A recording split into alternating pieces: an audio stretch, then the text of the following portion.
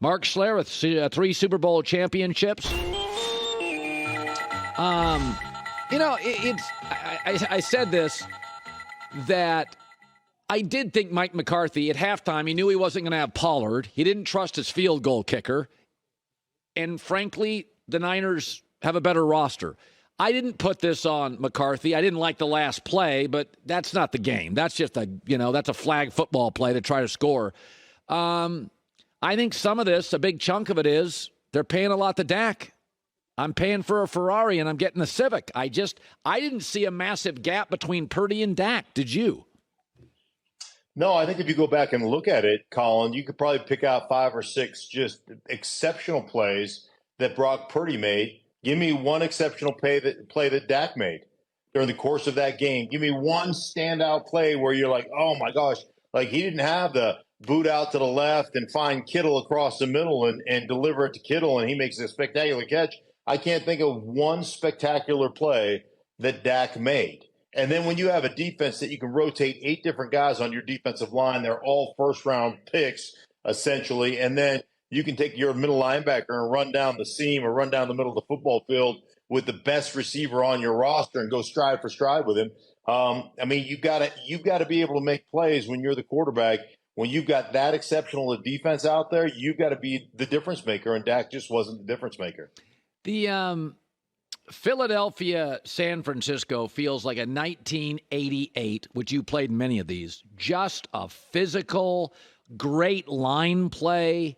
When you got into one of these where you knew with Washington or Denver, all right, guys, there's Pro Bowlers everywhere. What was the week of practice like?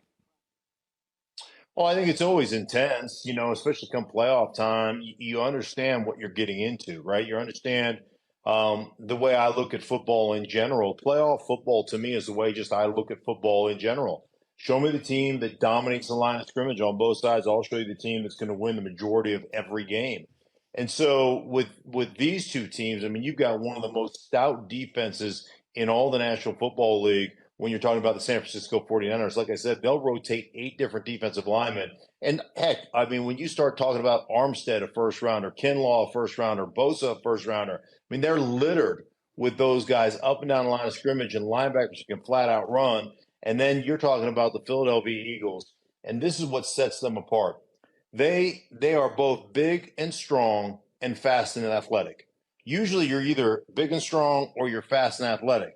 So they can literally thunder punch you in the teeth and drive it right down your gullet, or they can capture the edge with their pin and pull game and get to the sideline and run it out the sideline. Then they've got the quarterback run and all the RPO stuff that comes off of it. So they just have this unique skill set about them, so physical up front, so big, so strong, but so gifted athletically up front that they're a really tough football team to contend with.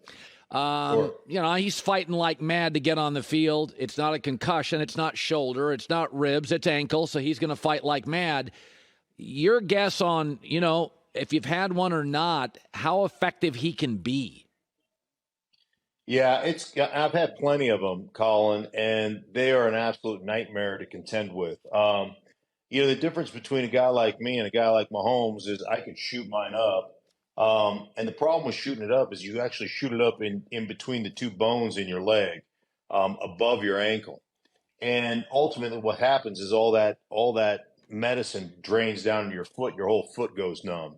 And so I played through a whole playoff series, a divisional round, an AFC or an NFC championship, a Super Bowl, and a Pro Bowl, having my leg shot up to deal with my high ankle sprain. And the thing that's interesting about them is oftentimes it doesn't look like anything, meaning you don't get a lot of swelling because it's between the 2 bones. So you don't get a lot of that. You can walk, you can do a lot of things. But when if this is your foot, like my hand is my foot and this is my big toe here, like I can walk and do everything and be fine. If I push a little pressure on my big toe and it creates a rotational force, like I just can clip it barely on the ground. Literally, I made them go re-x-ray my leg because I thought my leg was broken. Like that's how painful it is. And it's the high ankle. It's not really the ankle. It's between the 2 bones in the top of your leg is how it was explained to me. And you basically rip all that tissue between those 2 bones. And ultimately, any rotational force I'm telling you, it will feel like your leg is broken. It is exceptionally painful. And the fact that he fought through that game last week was, a testament to not only his toughness, but the way he leads his football team. So there is no question, he'll be significantly limited. Okay, Sean Payton, second interview with the Broncos. Do you think he's a good fit? What are you hearing on the ground there in the Mile High City? Well, the way I looked at it, Colin, and this is just my opinion, I looked at it from the standpoint of the parameters that Sean Payton gave. I've got to have great ownership, and I got to have a quarterback. And the only team currently available that fits those two parameters are the Denver Broncos. That's it. Nobody else fits those two parameters. Ownership has deep pockets. They're not going to meddle. They're going to let a football guy run the entire organization on the football side of things. They're in it. They're making money. They're doing their thing.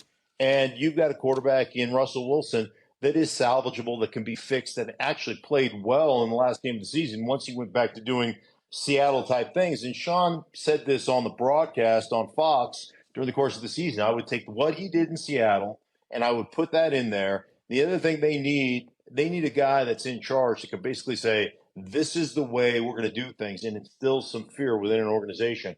And Sean Payton is all those things. So my thought process, unless the Dallas Cowboys job opens up, my thought process, and I don't think it will, but my thought process is you're either coaching in Denver or you're going back to do television to see what comes open next year. Yeah. No, I think you're right on the money there. Mark Schlereth, Fox Sports. Great seeing you. Hi, everybody. Thanks for watching. Subscribe here to get the latest from the show. Also, be sure to check out more of the best clips from The Herd or go watch a few segments from other shows on FS1.